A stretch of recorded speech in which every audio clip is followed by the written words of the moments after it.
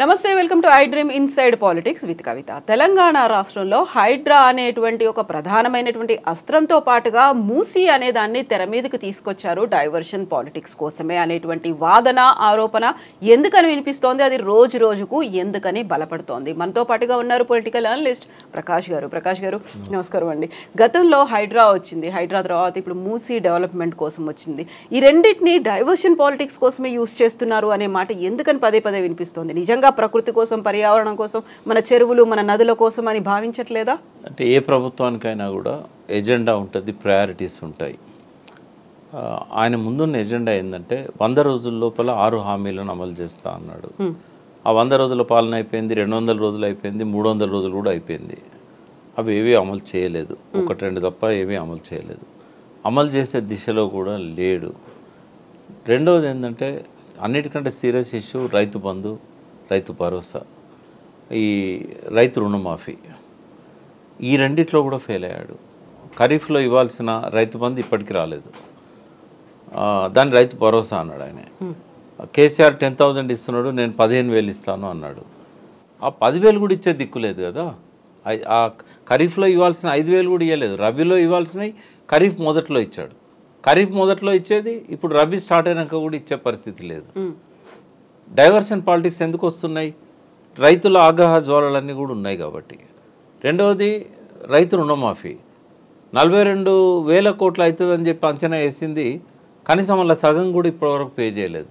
వాళ్ళని ఫిల్టర్ చేయడానికి రేషన్ కార్డుతో లింక్ పెట్టాడు, రకరకాల క్లాజెస్ పెట్టారు, నేషనల్ స్కీమ్ తీసుకున్న వాళ్ళకే ఇస్తామన్నారు. ఇట్లాంటివన్నీ కూడా పెట్టి రైతులను మోసం చేసే పద్ధతిలోకి మారిపోయాడు. రేపు రాబోయే స్థానిక సంస్థల ఎన్నికలలో వాళ్ళ ప్రతిఘటన అనేది ఉంటుందనే దాంతో మొత్తం అటెన్షన్ డైవర్ట్ చేయడానికి హైడ్రా తీసుకొచ్చాడు. హైడ్రా అనేది ప్రియారిటైజ్ చేయాల్సిన అవసరం లేదు. నేను వాటర్ మ్యాన్ని, దేశవ్యాప్తంగా నదుల పరిరక్షణ కోసం, చెరువుల జలాశయాల పవిత్రత కోసం పనిచేసేవాడిని. నేను అనేది ఏంటంటే ఒక ప్రభుత్వం ముందు ప్రయారిటీస్లలో వాళ్ళకిచ్చిన హామీలు అమలు చేయడము, వాళ్ళ ఆత్మహత్యల నుంచి వాళ్ళని కాపాడము, వాళ్ళ మౌలిక సమస్యల పరిష్కారం అనేది ప్రధానంగా ఉంటుంది. నదులైనా చెరువులైనా ప్రయారిటీలో నంబర్ 1గా ఉండవు. ఉంటే బాగుండేది, దేశం ఎప్పుడో బాగుపడేది. ఇంత దిగదారేటి కావు. కానీ ఇన్ని సమస్యలు ముందు పెట్టుకొని జీవన్మరణ సమస్యలు అవన్నీ పట్టించుకోకుండా నేను మూసీ సుందరీకరణకు 150,000 కోట్లు పెడతానంటే నమ్ముతారా ఎవరైనా? ఎక్కడనే నీ దగ్గర 150,000 కోట్లు? ప్రపంచ బ్యాంకు నుంచి నువ్వు అప్పు తీసుకొచ్చినట్టయితే మళ్ళా వడ్డీ, ఇప్పుడున్న వడ్డీకి కలిపి ఏదైతే కేసీఆర్ మీద విమర్శ చేస్తున్నావో అది నీ మీద కూడా తిరిగి వర్తిస్తుంది కదా. అవసరమా ఇప్పుడు సుందరీకరణ? తినడానికి తిండి లేదు అని అంటే వాని బట్టల గురించి, సోకుల గురించి మాట్లాడతాము మనం. ప్రయారిటైజేషన్లో ఇవి ఉండాల్సినవి కావు. తర్వాత ఒకవేళ టేకప్ చేయదలుచుకుంటే కాలపరిమితి పెట్టుకోవాలి. నేను చేయమని చెప్తా. మూసీకి కానీ హైడ్రాకి కానీ ఫస్ట్ దాన్ని అధ్యయనం చేయాలి. అత్యంత ఎక్కువ అధ్యయనం ఎవరికి అవసరం తెలుసా? ముఖ్యమంత్రికే అవసరం. Zero knowledge. నేను చెప్పగలుగుతా, 1% కూడా ఆయనకు నాలెడ్జ్ లేదు ఈ చెరువుల మీద, హైదరాబాద్ చారిత్రక భౌగోళిక పరిస్థితుల మీద. Not even 1%. అని ఏమనుకుంటుండమ్మా? ఒక చెరువులో ప్రభుత్వ భూమి ఉంటే నువ్వు ఆ ప్రభుత్వ భూమిని తీసుకోవచ్చు. ఆ సుప్రీంకోర్టు గైడ్లైన్స్ ప్రకారం అది ఖాళీ చేసిన తర్వాత ఆ భూమిని నువ్వు జలాశయాల పరిరక్షణకు వాడతావా, రిక్రియేషన్కి వాడతావా, అగ్రికల్చర్కి వాడతావా, నీ ఇష్టం. కాంక్రీట్ జంగల్ చేయడానికి లేదు. కానీ ప్రైవేట్ పట్టాలు ఉంటే నువ్వు అక్కడ ఎవాక్యుయేట్ చేసిన తర్వాత ఆ భూమిని గవర్నమెంట్ ఎట్లా కలుపుకుంటావు? రంగనాథ్ చెప్తున్న లెక్కలు. నేనేంటంటే ఇంత రికవర్ చేశాను ల్యాండ్ అని. ఆ ల్యాండ్ ఎవరిది? రెవెన్యూ రికార్డులు ఎవరి పేరుంది? ఫస్ట్ రేవంత్ రెడ్డికి అర్థం కావాల్సింది ఏంటంటే తెలంగాణకు బయట ఉన్న భారతదేశం వేరు, తెలంగాణ వేరు. బయట జలాశయాలు కానీ, కొండలు గుట్టలు కానీ, గనులు కానీ అన్నీ గవర్నమెంట్ ఇవి. బ్రిటిష్ ఎంతవరకు అయితే బ్రిటిష్ పరిపాలన ఉందో, బ్రిటిష్ పరిపాలన కింద ఉన్న ఆంధ్రప్రదేశ్లో కానీ ఇతర రాష్ట్రాలలో కానీ మొత్తం ప్రభుత్వాన్ని. బట్ హైదరాబాద్ స్టేట్ ఏదైతే ఉన్నదో, నార్త్ కర్ణాటక కావచ్చు, మరాఠవాడ కావచ్చు, తెలంగాణ కావచ్చు, ఇక్కడ జలాశయాల్లో ఉన్న భూములు కానీ, కొండలు గుట్టలు కానీ, అరణ్యాలు కానీ అన్నీ కూడా ప్రైవేట్ పట్టాలు. ఈ సంగతి ఎన్నడూ అర్థం కావాలి రేవంత్ రెడ్డికి. రెండవది, కట్టిన వల్ల ఇల్లీగలే కావు. ఎఫ్టీఏలో కట్టిన అన్నీ ఇల్లీగలే కావు, అలా లీగల్నాయి ఇల్లీగల్నాయి.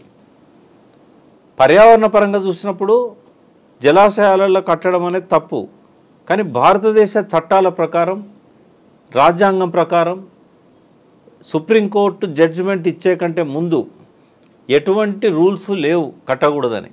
ఎవరి భూమిలో వాళ్ళు ఇల్లు కట్టుకోవాలని రూల్ ఉంది. ఆ భూములలో ఇల్లు కట్టుకోవడానికి హైకోర్టు పోయి పర్మిషన్ తీసుకొచ్చుకొని హైకోర్టు జడ్జిమెంట్ ప్రకారం కట్టుకున్నారు. కుంటలన్నీ మాయమైనాయి అట్లా కదా, లేకుంటే 875 కుంటల చెరువులు జిహెచ్ఎంసీ పరిధిలో ఉంటే 185 ఎట్లా మిగిలినాయి?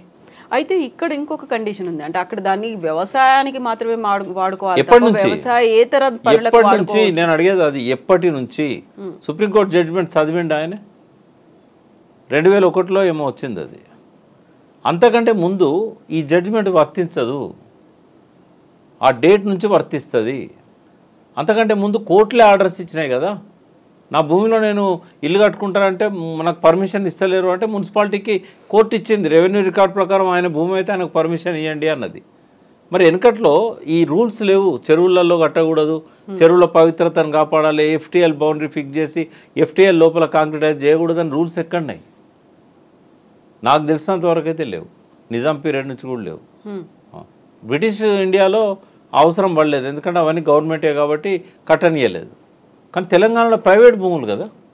ఇప్పుడు నిజాం ఎట్లా ఇచ్చేవాడు, ఒక ఏరియా మొత్తం ఒక అతనికి రాసి ఇచ్చేవాడు, అలా చెరువులు ఉండేది, కుంటలు ఉండేది, ఇవన్నీ ఉండేది. ఇవన్నీ ఎవరు నిర్మించుకున్నారమ్మా? రైతులు వాళ్ళ భూములకు నీళ్ళు అందించుకోవడానికి నిర్మించారు.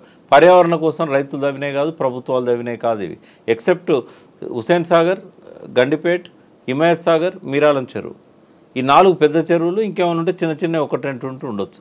మిగిలిన మొత్తం వందలాది చెరువులు తవ్వుకున్నది ప్రజలు కదా, వాళ్ళ భూములకు నీళ్ళు ఇవ్వడానికి కదా. ఇప్పుడు ఆ భూములన్నీ ప్లాట్లు అయిన తర్వాత, ఇల్లు కట్టుకున్న తర్వాత ఆ చెరువు అవసరం వాళ్ళకి కనబడలేదు, వాళ్ళు అందుకే ఆ చెరువులను ప్లాట్లు చేశారు, అమ్ముకున్నారు. కానీ ఇప్పుడు మారుతున్నటువంటి ప్రకృతి, ఆ తర్వాత పరిసరాలు, పరిస్థితులు, వీటన్నిటి నేపథ్యంలో మనల్ని ముంచెత్తుతున్నాయి కాబట్టి వాటిని పరిరక్షించుకోవాల్సినటువంటి అవసరం ఉంది అనేది పెద్ద ఎత్తున ఉద్యమం కూడా వచ్చింది. నేను కాదనట్లేదు, కానీ 2001 తర్వాత ఏవైతే ఇట్లాంటివి జరిగినాయో వాటి గురించి కదా నువ్వు పట్టించుకోవాల్సింది. 2001 కంటే ముందు డిస్టర్బ్ చేసే హక్కు నీకు ఎక్కడిది? ఒకవేళ నువ్వు పర్యావరణ వాతావరణం వేడెక్కింది 2 డిగ్రీలు, ఇదివరకు 46 డిగ్రీలు హైయెస్ట్ ఉండేది హైదరాబాద్లో, ఇప్పుడు గత 20-30 సంవత్సరాల నుంచి 47-48 దాకా పోతున్నాయి. ఈ 2 degrees పెరగడానికి ఏంటంటే, ఒకప్పుడు హైదరాబాద్ను లేక్ సిటీ అనేవాళ్ళు, సిటీ ఆఫ్ లేక్స్ అనేవాళ్ళు. ఆ లేక్స్ మాయమైపోయినాయి కాబట్టి టెంపరేచర్ పెరిగింది, పర్యావరణం కూడా చాలా వరకు చెట్లు లేకుండా పోయినాయి, ఈ రోడ్ వైండింగ్స్లో కావచ్చు, రకరకాల కారణాలతో. సోషల్ ఫారెస్ట్ కూడా ధ్వంసం అయిపోయింది అంతా. సో కేసీఆర్ గారు ఏం ఆలోచించారు, టెంపరేచర్ తగ్గడానికి ఈ నగరం చుట్టూ కొన్ని వందల ప్రభుత్వ స్థలాలను ఐడెంటిఫై చేసి కొన్ని లక్షల చెట్లు మొలిపించాడు, నాటించాడు. వాటి వల్ల పర్యావరణంలో మళ్ళీ కొంత సమతుల్యత వచ్చింది, ఇక్కడ వర్షాలు ఎక్కువైనాయి. ఆయన ఈ రకంగా దాడులు చేసి మొత్తం తొలగించాలి ఆక్రమణలన్నీ అని అనుకోలేదు, ఎందుకంటే రైట్ టు లివ్ అనేది ఒక రైట్, అది కాన్స్టిట్యూషనల్ రైట్. దాన్ని డిస్టర్బ్ చేయడం కేసీఆర్కి ఇష్టం లేదు. అందుకే ఆయన 58-59 జీవో కూడా ఎక్కడ ప్రభుత్వ స్థలాల్లో గుడిసెలు వేసుకున్నా కూడా వాటి పట్టాలు ఇచ్చాడు. అందులో స్లమ్స్ వచ్చినాయి, ఆ స్లమ్స్ నాలల మీద ఉండొచ్చు, ఆ స్లమ్స్ చెరువులలో ఉండొచ్చు. ఇక్కడ గవర్నమెంట్ టు గవర్నమెంట్ కాంట్రడిక్షన్ వచ్చింది. కేసీఆర్ గవర్నమెంట్ పట్టాలు ఇచ్చింది, రేవంత్ రెడ్డి గవర్నమెంట్ ఏమో అది ఎఫ్టీఎల్లో ఉంది, బఫర్లో ఉందని చెప్పి కూలగొడతా ఉంది. ఇక్కడ మొదటి తప్పు రేవంత్ రెడ్డి తెలుసుకోవాల్సింది, అసలు బఫర్ జోన్ ఏది, ఎఫ్టీఎల్ ఏది చెప్పగలుగుతావా? రేవంత్ రెడ్డి చెప్పగలుగుతాడా? ఏ చెరువుకు బఫర్ జోన్ ఎక్కడున్నది, ఏ చెరువుకు ఎఫ్టీఎల్ ఎక్కడున్నది, దేన్ని ఆధారంగా చెప్పగలుగుతున్నాడు? ప్రభుత్వం నోటిఫై చేయనప్పుడు ఎట్లా నిర్ధారిస్తారు? అధికారులు పోయి ఎట్లా ఎఫ్టీఎల్ ఇక్కడ ఉంది, బఫర్ జోన్ ఇక్కడ ఉందని ఎట్లా చెప్తారు? ఇప్పటివరకు నిర్ధారణ జరగలేదు కదా. ఒక 52 చెరువులకే బీఆర్ఎస్ గవర్నమెంట్ నోటిఫై చేసింది. మరి మిగిలిన చెరువులను 185 జిహెచ్ఎంసీ పరిధిలో ఉంటే 52 పోతే మిగిలినవి ఉన్నాయి. తర్వాత హెచ్ఎండిఏ పరిధిలో 4000 చెరువులు ఉన్నాయి, 4000 కుంటల చెరువులు ఉన్నాయి. అందులో ఎన్నిటికి నువ్వు నోటిఫై చేసావు? నోటిఫై చేసిన వాటికే నీకు ఎఫ్టీఎల్ కానీ బఫర్ జోన్ కానీ ఉంది. నోటిఫై చేయని వాడికి ఫస్ట్ ఏంటంటే నువ్వు నోటిఫై చేయలేదు. రెండవది, ఆ చెరువు ఆక్రమణ సుప్రీంకోర్టు జడ్జిమెంట్ తర్వాత జరిగిందా, ముందు జరిగిందా? అది ప్రభుత్వ భూమా, అది పట్టా భూమా? ఇన్ని సంక్లిష్టతల మధ్యలో ఇష్టం వచ్చినట్టు బుల్డోజర్ను పట్టుకపోయి నెట్టే హక్కు రంగనాథ్ గారికి ఎవరిచ్చారు? నేను రంగనాథ్ గారికి మీ ద్వారా వార్న్ చేస్తున్నా. ఎట్లయితే సిన్సియర్ ఐఏఎస్ ఆఫీసర్లు శ్రీలక్ష్మి కావచ్చు, బీపీ ఆచార్య కావచ్చు, నాకు తెలుసు వాళ్ళు ఎంత సిన్సియర్ ఆఫీసర్స్ అనేది. వాళ్ళ సర్వీస్ అంతా నేను వాళ్ళతో కలిసి ఉన్నాను నేను. అటువంటి వ్యక్తులు ఎట్లయితే ఒక ముఖ్యమంత్రి ఒత్తిడితో సంతకాలు పెట్టి జైల్లో కూర్చున్నారో, చంద్రబాబు నాయుడు పీరియడ్లో పనిచేసిన అధికారులను జగన్ ఎట్లయితే ఇబ్బంది పెట్టాడో, జగన్ దగ్గర పనిచేసిన ఐపీఎస్లను చంద్రబాబు ఎట్లా ఇబ్బంది పెడుతున్నాడో, కేసీఆర్ దగ్గర పనిచేసిన పోలీస్ ఆఫీసర్లు ఫోన్ ట్యాపింగ్ పేరుతోని దేశానికే రాలేని పరిస్థితిలో చిక్కుకున్నారో, రేపు రంగనాథ్ గారికి కూడా అదే పరిస్థితి వస్తుంది. ఆఫీసర్ అయినంత మాత్రాన ముఖ్యమంత్రి ఇంకో మంత్రి చెప్పినా కూడా తను అధ్యయనం చేసి చట్టపరంగా చేయాలి. అసలు ఒక్క ఇల్లు కూడా కూల్చే హక్కు ఈ ప్రభుత్వానికి లేదు. ఎందుకంటే అది ఇల్లీగల్గా చెరువులో కట్టుకున్నా కూడా నోటీస్ ఇవ్వకుండా కూల్చకూడదు. ఆ నోటీస్ ఇచ్చినా కూడా కోర్టు పోయే అవకాశం ఇవ్వాలి. హైకోర్టు మొన్న అన్ని ప్రశ్నలు వేసింది కదా, 13 రకాల ప్రశ్నలు వేసింది కదా, ఒక్కదాని సమాధానం లేదు కదా వాళ్ళ దగ్గర. హైకోర్టు వేసిన ప్రశ్నలన్నీ మన డిస్కషన్లో 2 నెలల నుంచి మాట్లాడుతున్నాం. తేరుకున్నారా వాళ్ళు? కనీసం అర్థం చేసుకుంటున్నారా? నేను అదే చెప్పాను, దున్నపో తినిందంటే పోలీసులు తలుగు పట్టుకొని పోతున్నారు దొడ్లే కట్టేద్దామని ముఖ్యమంత్రి చెప్పంగానే. దున్నపోతే ఈనుద్దో లేదో ముఖ్యమంత్రి తెలియదు, తలుగు పట్టుకొని పోతే దొరుకుద్దాం మరి, దానికి ఈయనే లక్షణం లేనప్పుడు. ఇట్లా అయిపోయిందమ్మా, ఇదొక అంధ వ్యవస్థగా మారిపోయింది. ఆయన సంకల్పం గొప్పది, కానీ దానికోసం తీసుకున్న టైం కానీ, అమలు చేస్తున్న పద్ధతి కానీ అధ్యయనం చేయకుండా, చట్టానికి రాజ్యాంగానికి లోబడి కాకుండా ఇష్టం వచ్చినట్టుగా బుల్డోజ్ చేయడం అనేది చాలా తీవ్రమైన అంశం. ఇప్పుడు మూసీ నదికి సంబంధించి 1,50,000 కోట్లతో ఒక ప్రణాళిక అనేది రాబోతోంది. ఆల్రెడీ రీలొకేట్ చేస్తున్నారు అక్కడ ఎవరైతే ఇళ్ళు కట్టుకొని ఉన్నారో. దాన్ని ఇలా చూస్తున్నారు. ఇది దాదాపుగా 10 సంవత్సరాల క్రితం కేసీఆర్ గవర్నమెంట్ ఉన్నప్పుడే కేటీఆర్ గారు ఈ మూసీ ప్రక్షాళన కోసం ఒక ప్లాన్ చేశారు. ఈ మూసీ ప్రక్షాళన కోసం ఏదైతే ఆయన ప్లాన్ చేశాడో, ఫస్ట్ వాళ్ళ దృష్టిలో ఏంటంటే మురుగు నీరు అనేది పారకుండా దీన్ని మనం ఆపగలగాలి అని చెప్పి ఫస్ట్ ప్రయారిటీ ఏం చేశారు, మూసీలో మనం కోరుకునేది ఏంటిదమ్మా, మురికి నీరు రాకుండా ఉండాలనేది ఫస్ట్ కోరుకుంటాం.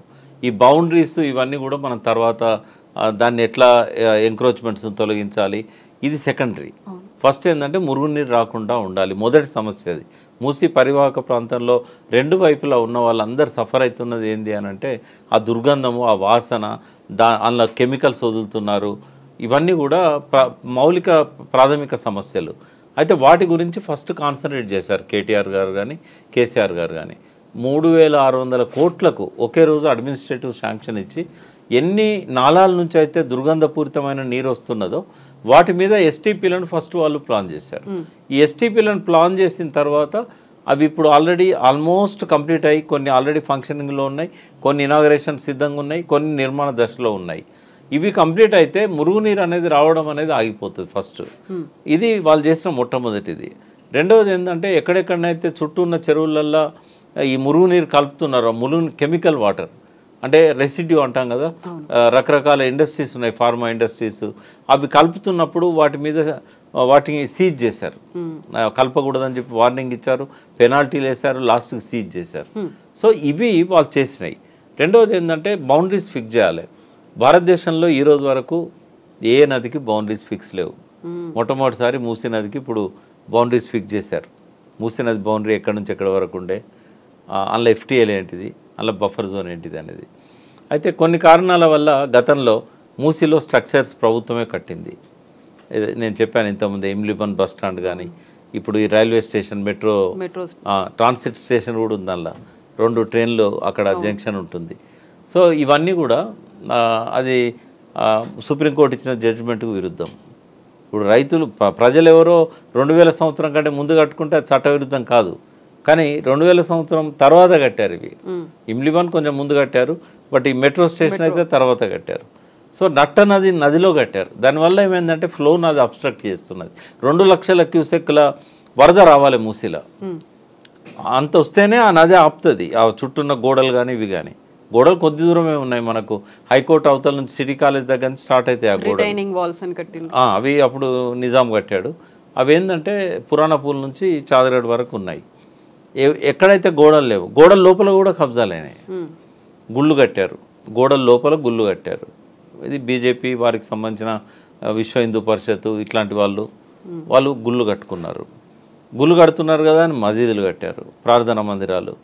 వాటితో పాటుగా బర్రెలను పెట్టుకొని గుండాలు ఓల్డ్ సిటీలో అక్కడిక్కడ కొంతమంది ఎవరైతే గుండాస్ ఉండేవాళ్ళో లేదా పొలిటికల్ సపోర్ట్ ఉన్న వాళ్ళు ఏం చేశారు, నేరుగా అలా డంపింగ్ చేసేసి మున్సిపల్ వెహికల్స్ని రోడ్డు ఎత్తుకు మట్టి పోసి ఆ లోపలికి ఎంక్రోచ్ అయ్యారు. ఈ ఖాళీ స్థలాలని తొలగించవచ్చు. బట్ ఎక్కడైతే జనావాసాలు ఉన్నాయో, బంగ్లాలు ఉన్నాయో, ఒకసారి వీళ్ళు బౌండరీస్ అయితే ఫిక్స్ చేశారు.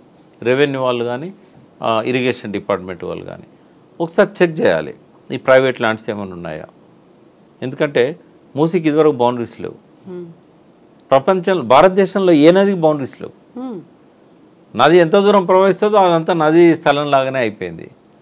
అడవికి ఉంటుంది, ఒక గ్రామానికి ఉంటుంది, ఒక రైతు పొలానికి ఉంటుంది, కానీ నదికి లేదు. నది ఏంటంటే అనాథ, నోరు లేనిది అది. అందుకే నేను లాస్ట్ ఇయర్ నేషనల్ కన్వెన్షన్ పెట్టాను ఇక్కడ, we have to give voice to the voiceless reverse అని చెప్పాను. నోరు లేని నదులకు మనం గొంతుకరం అవుదామని చెప్పేసి. సో ఆ బౌండరీస్ అనేటివి ఫస్ట్ ఫిక్స్ చేయాలి. మూసీకి ఇప్పుడు ఫిక్స్ చేశారు. ఇది కూడా ఏంటంటే కేటీఆర్ గారి చొరవతోనే ఆ బౌండరీస్ ఫిక్స్ అయినాయి. ఐడెంటిఫై చేశారు ఎన్ని ఫ్యామిలీస్ను మనం రీహాబిలిటేట్ చేయాలి, బఫర్ జోన్లు ఎన్ని ఉన్నాయి, ఎఫ్టీఎల్ లోపల ఎన్ని ఉన్నాయి అనేది ఐడెంటిఫై చేశారు.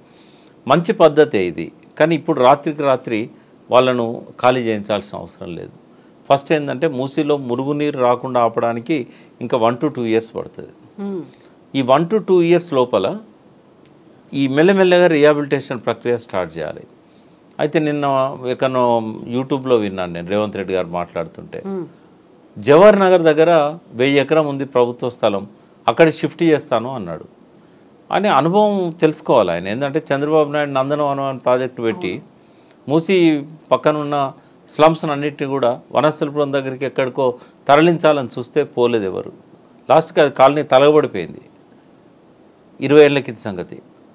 ఈ ప్రయత్నం ఆయన గురువు గారు చేశారు, సాధ్యం కాలే. ఎందుకు కాలేదంటే వీళ్ళంతా ఎక్కడెక్కడి నుంచో వచ్చి రీహాబిలిటేట్ అయిన వాళ్ళు, ఇక్కడ ఏంటంటే బస్తీలలో సెటిల్ అయిన వాళ్ళు, వీళ్ళు ఇక్కడనే జీవనోపాధి ఏర్పాటు చేసుకున్నారు. వాళ్ళ పిల్లలు అక్కడ దగ్గరలో ఉన్న ప్రభుత్వ స్కూళ్ళలో చదువుతూ ఉంటారు. చుట్టూ ఒక ఎన్విరాన్మెంట్ క్రియేట్ చేసుకున్నారు. అనుబంధాలు, బంధాలు, బంధుత్వాలు, బతుకుదెరువు, ఎమోషన్స్ ఇవన్నీ ఉంటాయి. వాళ్ళని తీసుకుపోయి 10 కిలోమీటర్లు 20 కిలోమీటర్లు అంటే జవహర్ నగర్ అంటే 25-30 కిలోమీటర్లు అక్కడ మిమ్మల్ని పడేస్తానంటే వాళ్ళు ఏం తిని బతకాలి, ఏం చేసి బతకాలి, వాళ్ళు వదులుకుంటారా? ఇవన్నీ ప్రాక్టికల్గా ఏం చేయాలన్నది ఆలోచించాలి. అందుకే చాలాసార్లు చెప్పాను, రేవంత్ రెడ్డి దగ్గర థింక్ ట్యాంక్ లేదు, ఇష్టం వచ్చినట్టు చేస్తున్నాడు, ఆయనకు తెలియదు, ఎవరు చెప్పేవాళ్ళు లేడు అని. నేనేమంటున్నా, మీ ద్వారా నేను ఆయనకు సజెషన్ ఇస్తున్నా. మూసీ పరివాహక ప్రాంతంలో ఏ ఏరియాలో ఉన్న స్లమ్స్ని, ఏ ఏరియాలో ఎఫ్టీఎల్లో కానీ బఫర్ జోన్లో ఉన్న వాళ్ళని కానీ వాళ్లకు రీహాబిలిటేషన్ ఫస్ట్ ఏర్పాటు చేయి. 2 bedroom హౌసెస్ ఫస్ట్ కట్టిన తర్వాత గౌరవంగా వాళ్లకు ఆ పేపర్స్, కీస్ ఇచ్చి వాళ్ళని ప్రభుత్వ ఖర్చుతో అందులో తరలించు. ఎక్కడెక్కడ చేయొచ్చు? ఫస్ట్ ఏంటంటే రేస్ కోర్స్, 35-36 ఎకరాల స్థలం, 37 ఎకరాలు ఏముంది. వాళ్ళు చాలా రోజుల నుంచి ప్రభుత్వాన్ని అడుగుతున్నారు, మాకు బయట ఎక్కడన్నా స్థలం చూపెట్టినట్టయితే ఇది ఇచ్చేస్తామని. ఎంత విలువైన స్థలం అమ్మా, 20 కోట్లు పెట్టిన ఎకరం దొరకదు. సురేందర్ రెడ్డి గారు, సురేందర్ రెడ్డి గారు దాని ఆయన ఆధ్వర్యంలో ఉంటుంది ఆ రేస్ కోర్స్ లాస్ట్ 40-50 years నుంచి. ఇప్పుడు ఇలా ఖమ్మం ఎంపీ గారి తండ్రి, ఒకప్పుడు ఆయన మాజీ ఎంపీ సురేందర్ రెడ్డి గారితో మాట్లాడి, వాళ్ళంతా కాంగ్రెస్ పార్టీలో ఉన్నారు, ఆ కుటుంబాలన్నీ దాదాపు కాంగ్రెస్ పార్టీలో ఉన్నాయి, ఆ రేస్ కోర్స్ సంబంధించినవి. వాళ్ళే వెళ్ళిపోతామని చెప్పారు. వాళ్ళ కంజెస్టెడ్ కూడా అయింది ఇది. కాబట్టి ఆ రేస్ కోర్సును షిఫ్ట్ చేస్తే 36 ఎకరాలు వస్తుంది. తర్వాత గోషామాల్ స్టేడియం, ఇప్పుడు అక్కడ ఏం ఆడతలేం కదా. గోషామాల్ స్టేడియంలో ఎవరేం ఆడతలేరు. గోషామాల్ స్టేడియం మొత్తాన్ని కూడా రీహాబిలిటేషన్ వాడచ్చు. పక్కనే ఉన్న చెంచల్గూడ జైలు అవసరమా? ఇంకా చెంచల్గూడ జైలు, చెర్లపల్లి అంత పెద్ద జైలు ఉంది, ఓపెన్ జైలు ఉంది, చెంచల్గూడ జైలు ఎందుకు? ఇంకా ఆ చెంచల్గూడ జైలు స్థలాన్ని కూడా రీహాబిలిటేషన్ వాడచ్చు. తర్వాత బాపుగాడి దగ్గర చాలా ప్రభుత్వ స్థలాలు ఉన్నాయి. లేదనుకోండి, కంటోన్మెంట్కు సంబంధించిన బోలెడ్ స్థలం ఉంది అక్కడ. ఏది ఆడ ఉన్న వాళ్ళ సైనికుల కంటే కూడా, వాళ్ళ అవసరాల కంటే కూడా 100 ఎకరాలు మేడిపట్నం దగ్గర కానీ లంగర్ హౌస్ దగ్గర కానీ కంటోన్మెంట్ అక్కడే కాకుండా ఇక్కడ కూడా వాళ్ళ స్థలాలు ఉన్నాయి. నువ్వు అక్కడ వాళ్ళని అడిగి ఓ 10 ఎకరాలు తీసుకో అంటే రైట్ ఫ్రమ్ బాపుగాడ్ దగ్గర నుంచి నాగోల్ దాకా నీకు ప్రభుత్వ స్థలాలు విస్తృతంగా ఉన్నాయి. ఎక్కడ రిహాబిలిటేట్ చేయాలో అక్కడనే చేయి. ఎక్కడ నువ్వు ఎవాక్యువేట్ చేస్తున్నావో పక్కనే చేయి. 1 కిలోమీటర్ అంటే పోతారు కానీ 25-30 కిలోమీటర్లు ఎట్లా పోతారు వాళ్ళు? తర్వాత ఈ రోజు వాళ్ళను గుడిసెల నుంచి ఖాళీ చేయించాల్సిన అవసరం ఏంది? ఐదర్ నీకు అటెన్షన్ డైవర్ట్ చేయడానికన్నా వాళ్ళ మీద ఫోకస్ అన్నా చేస్తుండొచ్చు, లేదా ఎవరైనా నిన్ను అక్కడ మా కార్పొరేట్లకి స్థలం ఇవ్వమని చెప్పి ఎవరైనా తరుముతుండొచ్చు. వరల్డ్ బ్యాంక్ ఏమన్నా నీకు వాళ్ళందరిని ఎవాక్యువేట్ చేస్తే లోన్ ఇస్తానని చెప్పిందా? సో ఒక ముఖ్యమంత్రి ప్రజల యొక్క ప్రయోజనాలు సంక్షేమం చూడాల్సిన మనిషి సుందరీకరణ కోసం ప్రజలను ఆగం చేయడం కానీ గోసపెట్టుకోవడం కానీ కరెక్ట్ కాదు. రేపు జిహెచ్ఎంసీ ఎన్నికలు వస్తాయి. ఈ పార్టీకి ఎవడన్నా ఓటేస్తాడా?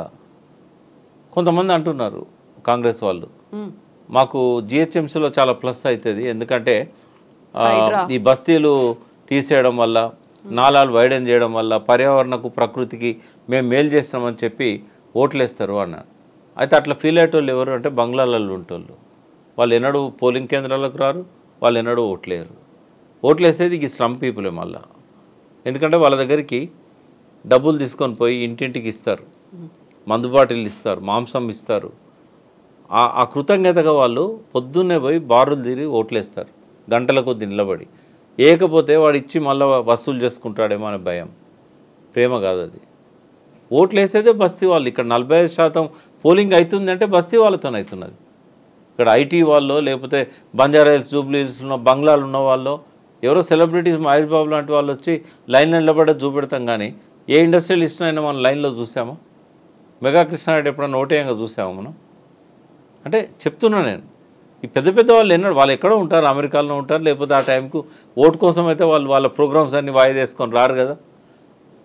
రేపు ఖచ్చితంగా రేవంత్ రెడ్డికి ఇది ఒక గుణపాఠం అవుతుంది. ఇక్కడ ఆయన డిస్టర్బ్ చేసింది డైవర్షన్ పాలిటిక్స్ కోసం చేసినా, ఇంకో దానికోసం చేసినా, ఒక పద్ధతి పాడు లేకుండా, రాజ్యాంగాన్ని ధిక్కరించి, లీగాలిటీని చూడకుండా, కోర్టు ఇచ్చిన జడ్జిమెంట్లను చూడకుండా, ఇక్కడ భౌతిక పరిస్థితులను అర్థం చేసుకోకుండా, ప్రజల సంక్షేమాన్ని పట్టించుకోకుండా ఈ రకంగా వాళ్ళని ఇబ్బంది పెట్టడం అనేది ఇది ఖచ్చితంగా ఖండించదగ్గది. సభ్య సమాజం వ్యతిరేకిస్తున్నది. దానికి మూల్యం చెల్లించక తప్పదు రేవంత్ రెడ్డి. ఎస్ ప్రకాష్ గారు, థ్యాంక్ యూ సో మచ్ అండి. Thank you.